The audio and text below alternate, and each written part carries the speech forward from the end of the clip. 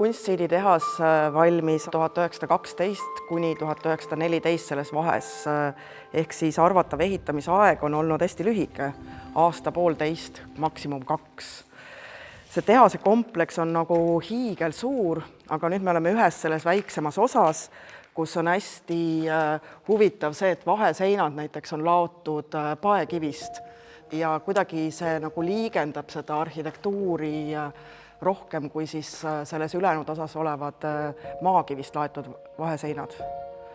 Siin on muidugi toimunud tohutuid nagu hävinguid, aga ikkagi on nagu näha sellist, kui me vaatame kas või seda ukseava, et siis selline dekoratiivne, imeilus punasest tellisest laotud nagu ukseava, mille puhul me ei tea, kas see kõik oli kaetud nagu krohviga, ei olnud kaetud, aga see nii-öelda kuidagi selline maitsekus on isegi selles lagunevas hoones nagu näha. Ja kõige tähtsam on loomulikult ennepiki süsteemi järgi siis valatud raudbetoon, sambad ja karkasslagi. See pidi olema nagu kohalikus elus selline täielik kultuurishokk. Peaaegu umbes sama, nagu täna tuleks mingisugune ultramoodne NASA-keskus kuhugi väikesesse ääremaa külla. Ja siis äkki saabub siia selline megakompleksi ehitus, kus kasutatakse kõige ultramoodsamaid nagu tehnikaid, raudbetoonvalu, mis sel hetkel, kui seda tehast nagu ehitama hakati, oli Euroopas üks kõige moodsamaid tehnikaid üldse. Ma ei kujuta ette, kuidas see võis nagu mõjuda kohalikele inimestele. See pidi küll mõjuma nagu peaaegu kosmoselaeva saabumine.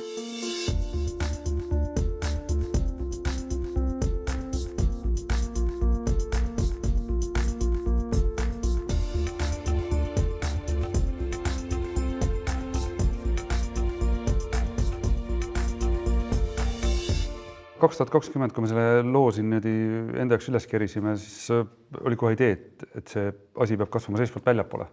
Et neid aknad ja ukse võib siia igal pool ette panna, et kubator kinni ehitada, aga siis saad endale mingi hunniku küttearveid ja kui seda sisu ei ole, siis väärtust ei sünni. Ja praegu Restori abiga oleme jõudnud nii kaugele, et me oleme hoonest täna 4000 ruutmeetrit läbi projekteerinud. Meil on olemas oma teatrimaja Valgesaal, mille me tahame eksponeerida suure saalina, nii nagu ta on kogu see betoonarhitektuuris, et loome sinna kunstnikele residentuurid ja üle 1000 ruutmeetri jääb sinna siis positsiooniala. Siia maiaga sisse on kapselmajutus plaanitud ja toitlustus, teatri ja konverentsisaal. Et see kõik endas ongi umbes 4000 ruutmeetrit. Kuna hoone on väga heade tehniliste kommunikatsioonidega, omal ajal rajatud alasse veekanalisatsioonisõlmed, mis rahuldavad ära 12 000 inimese vajadused, et see võimaldab meil tegelikult siia päris palju kihte peale laduda.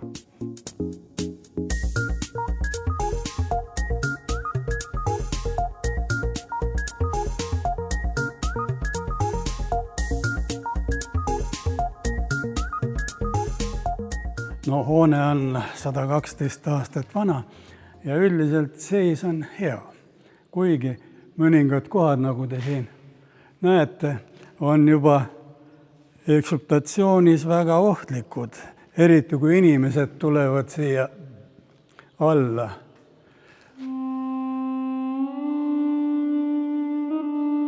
See oli 1917, kui Vene armee oma vesilennukite baasiga ära läks. Nendel pommiladu oli siin hoovis ja nad õhkasid selle. See tekitas esimesed praud taladesse. Omanikele on öeldud, et enne ei tohi rahvast sisse lasta, kui ta ajutised toed nendesse kohtadesse alla paneb.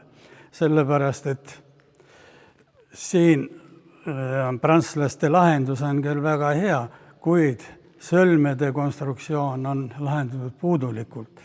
Ja ehitaja teab, mis tähendab tugedele lisaarmatuuri panemine, rangide panemine. Siin on rangid väga nõrgad, mis tõttu ongi need põikjõu praud tekkinud sisse. Üldiselt talade keskel paindes tekkinud kahjustusi nagu näha ei ole. Aga et neid tugesi tugevdada, selleks on siin juba mitmel pool töö ära tehtud, kui sealt vaadata vastasseinal, seal on väga hästi lahendatud, nii et tuleb ka siin teha, kus veel ei ole.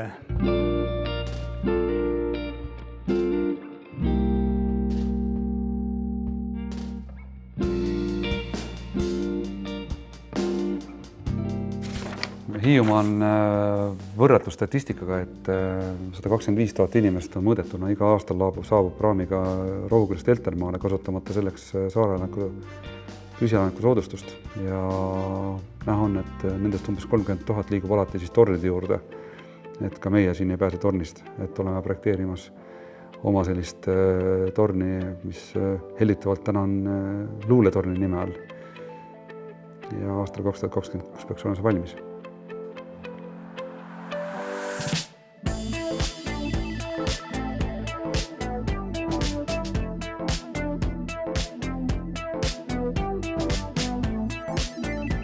Kuidas need ideed kasvavad, et mingisugusel hetkel justkui valmis ideede kult sõditakse järgmisel päeval kiiresti üle, sest et keskkond ajas muutub väga kiiresti.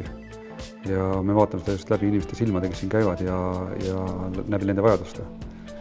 Et hetkel jah, see Hiiumaa selline kunstikultuuri saarena meie jaoks tundub pädevat, et üks siuke nakatus omal ajal, mis meie jaoks selles loos on, et kuna tööstus ja tootmine saare peale tagasi enam kunagi ei tule, sest et tahab tootmine ja tööstus olla seal, kus on tooraine või on tarbija, siis võib-olla selles võtmes võiks öelda, et mis on Hiiumaa tulevik, et võikski olla siis kunstkultuur ja turism võib-olla siis läbi loodusturismi vaate. Täna me seda keskkonda sellisena arendamegi, et me loome võimalust just nendele aladele.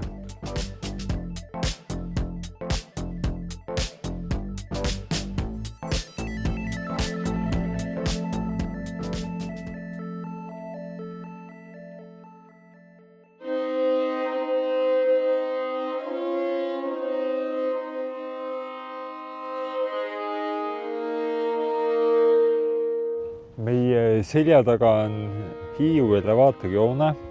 See on ehitatud umbes 70 aastat tagasi, 1950ndate alguses ja siin hoiti vilja. Nüüd on see maja, ma arvan, et suurusjärgus 20 aastat seisnud, settinud ja küsimus oligi siis 2 aastat tagasi selles, et mis selle alaga teha. Et siin on see viljaelevaator, siin on üle 2 hektari ala, et mõte on see ala taas liita linnaga.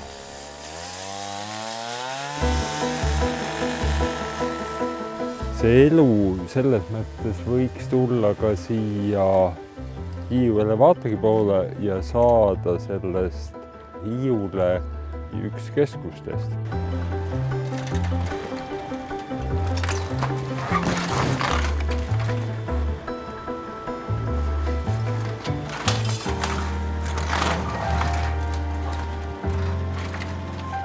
Betoon paistab praegu väga okeis seisukorras olevat, et selle betooni paksus on nii, nagu me arvasime, alla 20 sentimeetri, 17 sentimeetrit on paksus.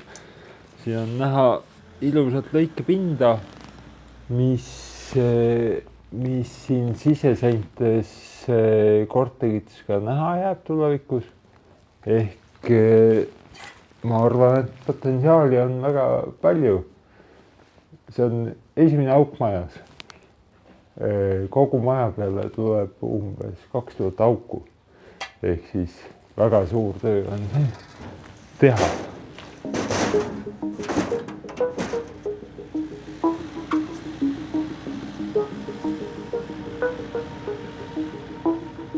Kui veel natuke filosofeerida, et millal siis ehitis alles jätta ja korda teha ja millal lammutada, siis mina olen enda jaoks päris pikalt seda mõelnud ja enda jaoks selle selgeks mõelnud niimoodi, et kui ikkagi uus ehitis ei mahu selle vana ehitise sisse enam ära või vahetusse ümbrusesse, et lihtsalt funktsionaalsuse muutus on nii totaalne, siis seda võimalik või mõistlik säilitada ei ole, aga enamasti on see võimalik.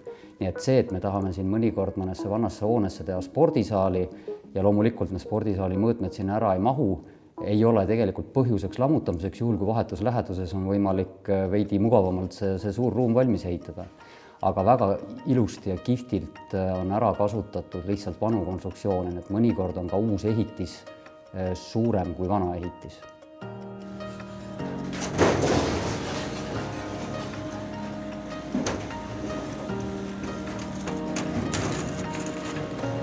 Kindlasti kuulub nende mõõdetavate parameetrite hulka tugevusnäitajad, see on ikkagi A ja O, kas lihtsalt konstruktsiooni kandevõime on piisav.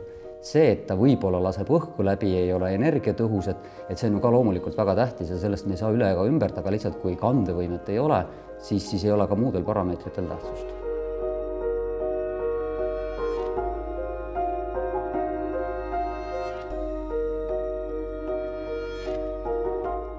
See maja koosneb elevaatori šahtidest, mis on 3,2 korda 3,2 meetrit sammuga ja pikimaja on neid umbes 50 tükki, ristimaja on ainult 3, ehk maja on hästi kitsas. Ja kui me mõtleme, et see maja on 9,6 meetrit lai, siis kõik pinnad, mis siia tekivad, nii korterid kui äripinnad, on 2,5 vaatega. Et läbi maja nii-öelda elemendid ja siin jääb alles see sama kriid, nii-öelda šahtide nurgakohad jäävad alles. Siia peale tuleb soojustus, kuna kõik me tahame, et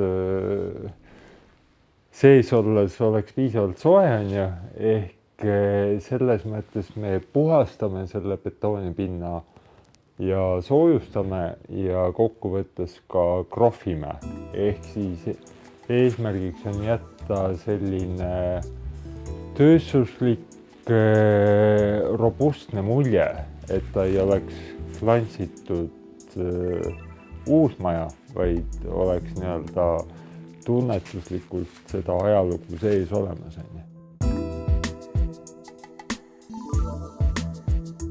Tulevik siin on selline, et siit kulgeb meie asukohast jalakäijatele ja ratturitele mõeldud peamine liiklustee ehk Elevaatori tänav, mis ühendab siis Pärnu maanteed ja ühendab Putuka-Väila.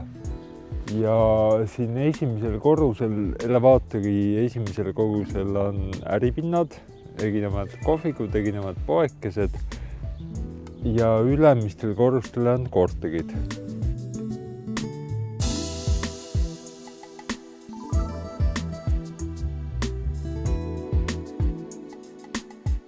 Elevaatori ülemisele korrusele tuleb restoran, ürituste saal, et selles mõttes see hoone ei jää nii-öelda ülevalt poolt suletuks, vaid siin hakkavad avanema vaated ka kõigile külastajatele ülevalt poolt.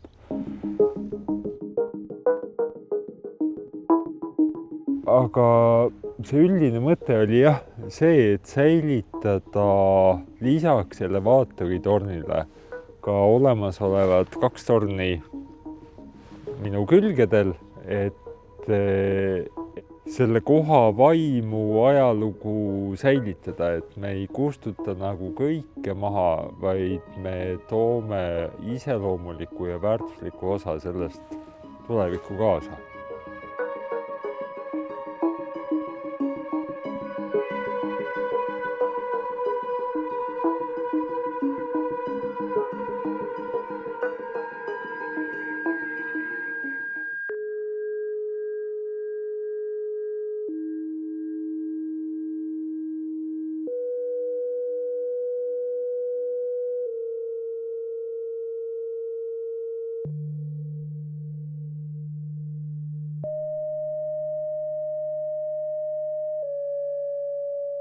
See Narva Aleksandri kirik on juba selles mõttes unikaalne, et meil on väga vähe sõjaeelseid kirikuhooneid üldse säilinud Narvas.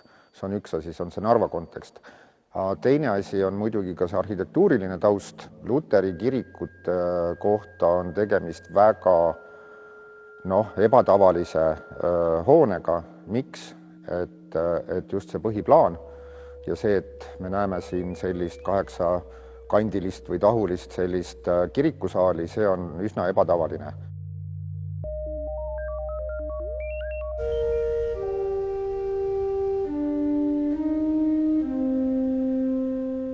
Üldiselt maailmas sellised kuppelehitised ei ole väga ebatavalised, neid on tehtud.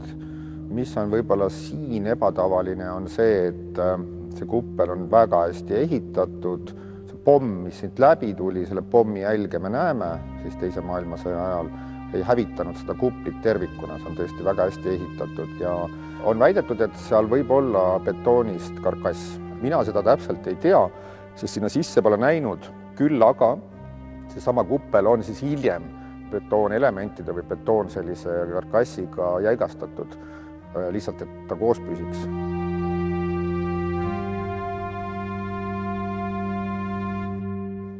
Ja see perspektiiv on siis praegu see, et jätta ta toimima ka nagu kirikuna ja kogudus saab siin edasi toimetada loomulikult, aga et siis tuleb kirikkontserdisaal, sest tegemist on väga hea akustikaga saaliga, seda on meie kõik tippakustikud ka öelnud, et selle saali akustika on ülimalt hea.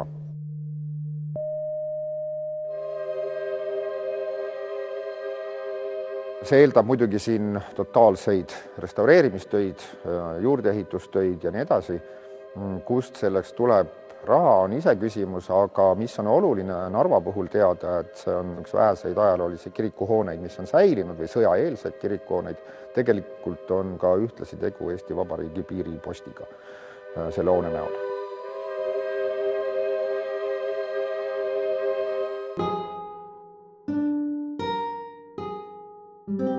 Et nagu me näeme, siis torni alaosa erineb ja ülaosa on siis selline natuke värskemast kivist.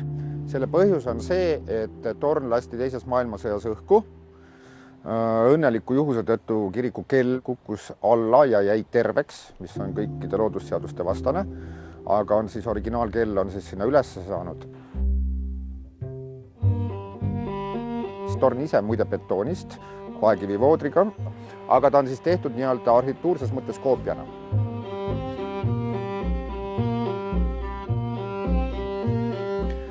Et kuigi see kirikuhoone saal on ka täna väga hea akustikaga saal, siis selleks, et publikut vastu võtta, selleks, et esinejaid vastu võtta, on vaja siis täiendavaid ruume, on selleks siis garderoobid, tualetid, ootealad ja kõik muu selline, seda siin hetkel ei ole. Aga selle koha peal, kus ma siis seisan, peaks siis edaspidi olema selle uue juurdeehituse sissepääs, aga sissepääs on ainukene, mis sellest siis näha jääb maa pealt, sest juurdeehitus tuleb maa alla.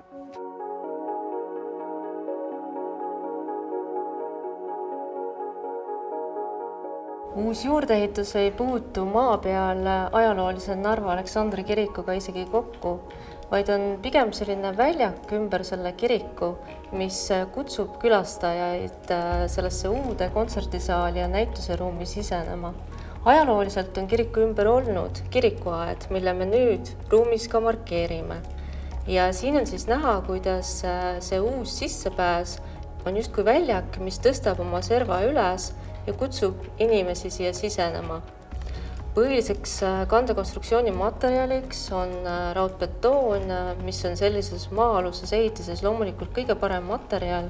Me oleme saanud teha koos konstruktoritega sellise väga õhukese katuse ja maa-alused müürid, mis tagavad igasugused sellised tehnilised vajalikud asjad nagu konstruktiivne stabiilsus ja veepidavus ja nii edasi. Kui külastaja nüüd sellest klaasseintega paviljonist siseneb, hakkab ta liikuma trepist alla. Siin saab panna ära riided, garderoobi, käia tualetis ja läbi maa-aluse ühenduse taaskord trepist minna üles ja jõuabki sellesse ajaloolisesse väga muljetavaldavasse kontsertsaali.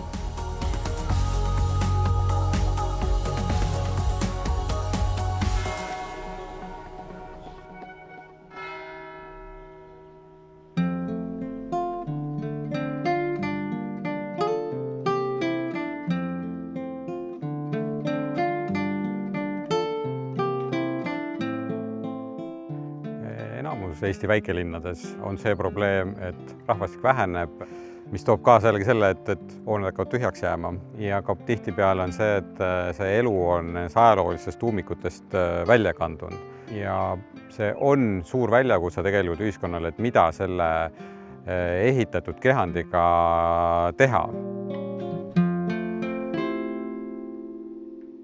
Meie selja taga olev Paide ajalooline tütarlaste gümnaasiumihoone enne, kui otsustati siis siia teha see uus riigigümnaasium.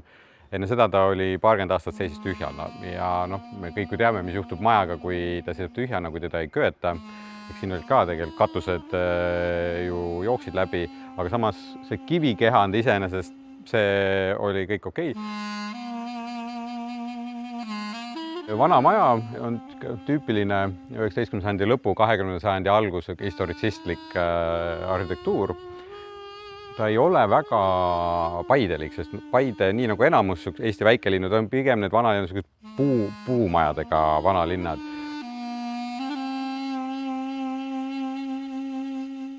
Selle hoone puhul on näha tüüpilist võtet, mida kasutati toona, ka tänapäeval kasutatakse, et see esifassaad, see on uhke, dekoreeritud, aga kõik need tagumised küljed, need on hästi minimalistlikud, sinna seda raha ei panustatud ja see on ka see, mida me näeme teiste 19. sajandi lõpu, 20. sajandi alguse nende uhkete linnade puhul, Riias samamoodi, see juugendkvartal, kõik see, tänavad on uhked, siseõued on väga lakoonilised, sinna seda raha ei kulutatud ja siin me näeme täpselt seda sama võtet.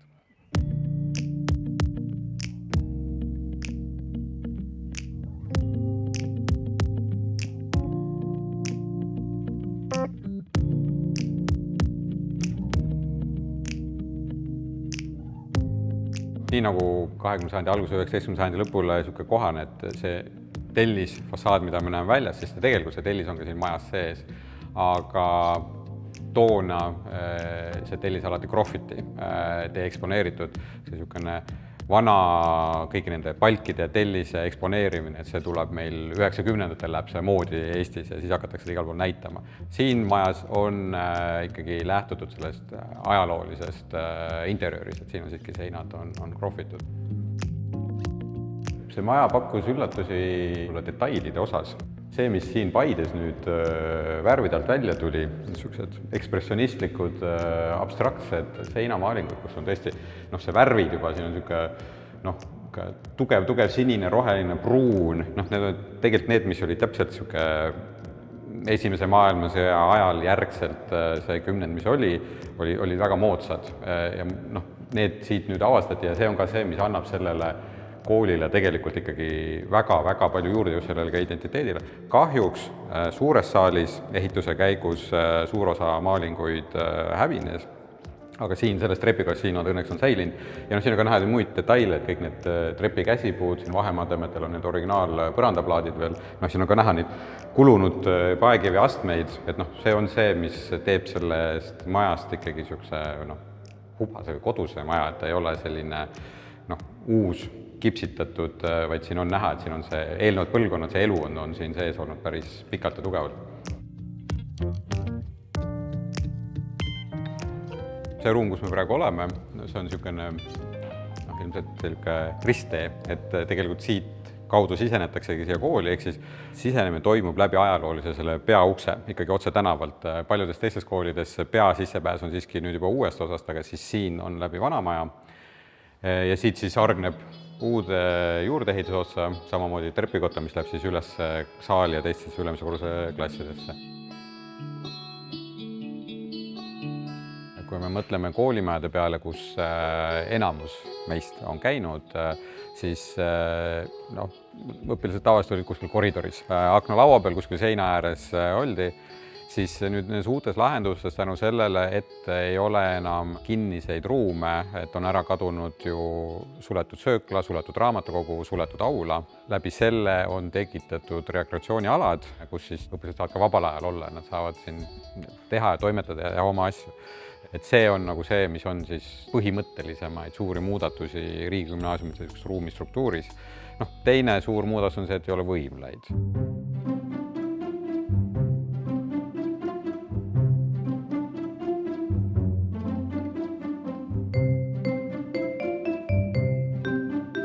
see Paide riigigümnaasiumi kompleks, see lahendus on väga õnnestunud, ta sulandub selle Paide ajaloolise linnastruktuuriga väga hästi kokku.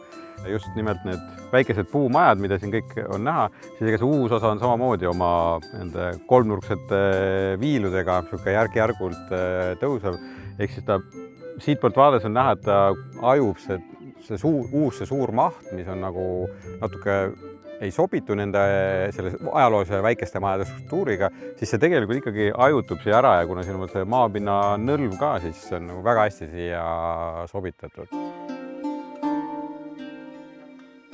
Paide uus riigigümnaasium, see saaga, kõik, mis sellele on eelnenud, aga see lõpptulemus on selles mõttes väga positiivne näide just ajaloolise kehandi taaselustamisest ja ka läbi selle siis linna taaselustamisest. Ja see, et me saame mitu kärvust ühe hoobiga, et on suudetud päästa muinsuskaitsealune hoone hävimisest ja sinna on sisse toodud siis see uus elu.